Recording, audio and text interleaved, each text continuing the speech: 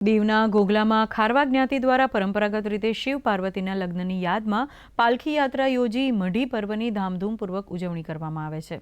ધૂળેટીના પર્વ પછીના પ્રથમ સોમવારે ખારવા સમાજ દ્વારા આ ઉજવણી થતી હોય છે।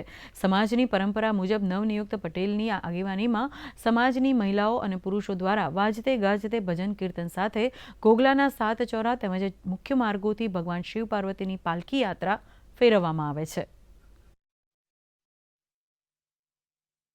ખારવા સમાજ પૂરી આસ્થાથી આ તહેવારને ઉજવે છે।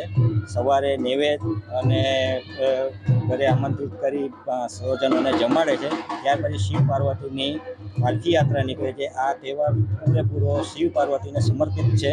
શેરીઓમાંથી જ્યારે શિવ પાર્વતીની પાલખીઓ નીકળે છે ત્યારે એને ત્યાંના ભાવિક લોકો પોતાની પૂરી આસ્થાથી એની આતુરતાથી રાહ જોવે છે અને જ્યારે ત્યાંથી પસાર થાય છે ત્યારે એના ચરણો દૂધથી ધોઈ ધાણી ફૂલ હાર શ્રીફળ વગેરે અને ધન્યતા અનુભવે છે। આ તહેવાર માટે બહાર ગામથી પણ ખારવા સમાજના મોટાભાગના લોકો ઘોઘલામાં આવી અને આ તહેવારની ઉજવણી ઉજવે છે।